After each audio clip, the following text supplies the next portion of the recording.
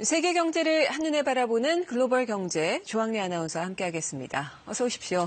안녕하세요. 네, 오늘 무슨 소식인가요? 네, 누구나 언제나 세상을 떠나고 장례를 통해서 그들을 기억하는 건 산자들의 몫인데요. 혹시 우리나라에서 이 장례를 치르는데 평균적으로 비용이 얼마나 드는지 아시나요? 주변 얘기를 들어보니까 생각보다 액수가 상당하더라고요. 네, 한국소비자원에 따르면 우리나라 평균 장례 비용은 무려 1,400만 원이 넘습니다. 죽음을 격식 있게 맞이하는 데 필요한 액수라고는 하지만 상당한 액수죠. 물론 우리나라만의 문제는 아닌데요. 비슷한 고민을 가진 일본에서는 최근 조상을 모시는 다양한 방법들이 시도되고 있다고 합니다. 지난 8월 일본 도쿄에서 열린 장례산업 박람회 현장입니다. 네. 이곳에 웬 커다란 풍선이 유독 눈에 들어오죠. 몇 해 전부터 외신에 소개되며 이목을 끌었던 우주장입니다. 우주장이요? 네, 커다란 풍선 안에 유골을 넣고 성층권까지 띄우면 기압차에 의해 터지면서 유골이 우주에 흩뿌려지는 형식입니다. 길게는 약 240년 동안 우주 궤도를 돈다고 하는데요. 비용은 약 240만 원. 지난 5년간 230여 명이 이 서비스를 이용했습니다. でましてお墓に入ってる人もいるんだけども、あと面倒見る人がいないから墓じまいっていう方もそれも増えてきてます。で墓じまいしてそれでバランスをやりたいって方。だから結局それとまた一人暮らしの方も結構多いですね。でそういった方々やっぱり要するにお墓持ってないっていうことで、それで散骨にしようって方がもうだいぶ増えてきてますね。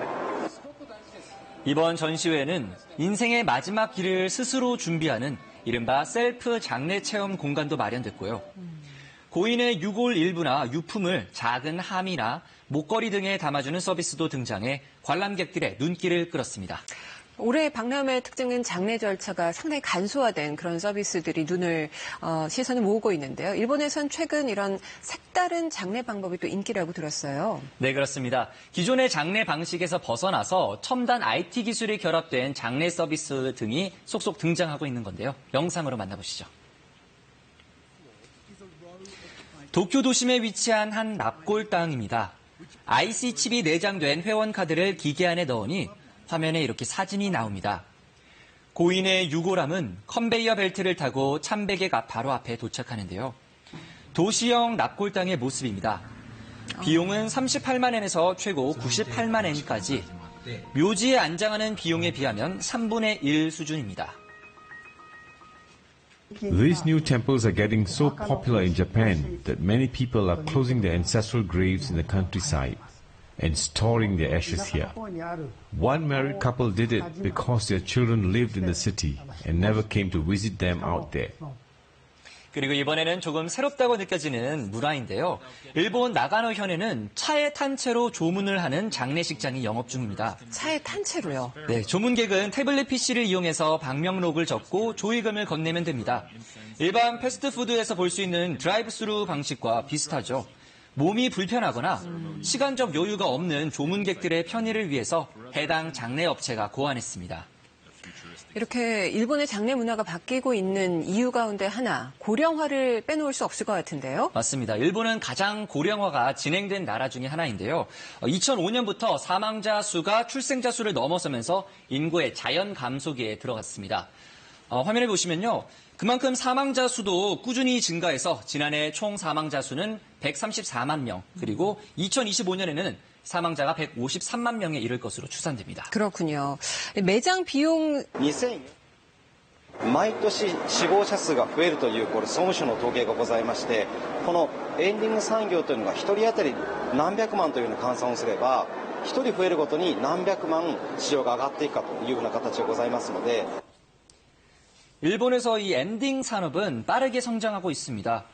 연간 시장 규모만 우리 돈 50조 원이 넘습니다. 일본 노인들에게 인생을 마무리하고 죽음을 준비하는 활동인 종활 서비스는 이제 필수가 됐습니다. 시신 호텔과 같은 장례 서비스를 제공하기도 하고 자신이 묻힐 묘지나 유골을 뿌릴 곳을 직접 찾기 위한 패키지 여행도 등장했습니다. いつどんな状態になってもおかしくないなということを考えるとやっぱりちょっと不安になります。 특히 1인 가구가 증가하면서 장례식과 재산 정리, 청소 등을 대행해주는 사후 관리 서비스도 곽강받고 있습니다. 엔딩 산업의 성장은 자신의 삶을 잘 정리하고 싶은 마음과도 맞물려 있는데요. 웰다잉이나 힐다잉 열풍은 이러한 관심이 녹아든 현상이라고 볼 수 있습니다. 네, 최근에는 이 화장하는 비율이 더 높지 않나요? 네, 물론 전 세계적으로 이 매장보다는 화장을 선호하는 추세이긴 하지만 이 요즘에는 납골당 자리마다 부족해지면서 각국의 정부들이 골머리를 앓고 있습니다. 세계에서 집값이 가장 비싸다는 홍콩. 매년 4만여 명이 사망하는 홍콩에서 공영 납골당의 빈자리는 매해 500여 개에 지나지 않습니다. 사설 납골당이 있지만 유골함 하나를 안치하는데 최고 15만 달러, 우리 돈 1억 6천만 원 정도가 듭니다. 때문에 거리 곳곳에서 망자의 유골을 임시로 보관해주는 업체들을 쉽게 찾을 수 있습니다.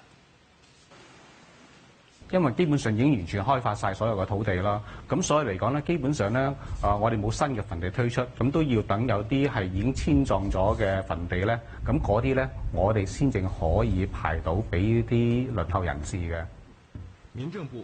중국의 상황도 다르지 않습니다. 지난해 기준으로 근교 묘지 1제곱미터당 가격은 10일반 위안, 우리 돈 1,800만 원 정도인데요. 묘자리 면적당 가격이 도시에 있는 아파트 시세보다도 더 비쌉니다. 장례 비용도 폭등했는데요. 상하이의 한 봉안당의 경우 한 자리당 최대 5천만 원을 내야 합니다. 중국 상황도 심각한데요. 중국 정부 입장은 어떻습니까? 중국 정부는 2020년까지 100% 화장을 목표로 설정하고 화장 시설을 전국적으로 최소 15,000개까지 확보할 계획입니다. 홍콩 정부는 이 문제에 대한 해결책으로 유골을 바다에 뿌리는 해양장을 권장하고 있는데요. 최근에는 지하 동굴을 묘지로 활용하는 방안도 추진 중인 것으로 알려져 있습니다. 그러나 아시아 국가를 중심으로 매장 문화가 뿌리 깊게 자리 잡고 있어 해법을 찾기가 쉽지 않은데요. 보이는 형식보다는 고인을 추억하는 장묘 문화로 바뀌기 위한 고민이 필요해 보입니다. 네, 세계 각국의 새로운 장묘 문화 잘 들었습니다.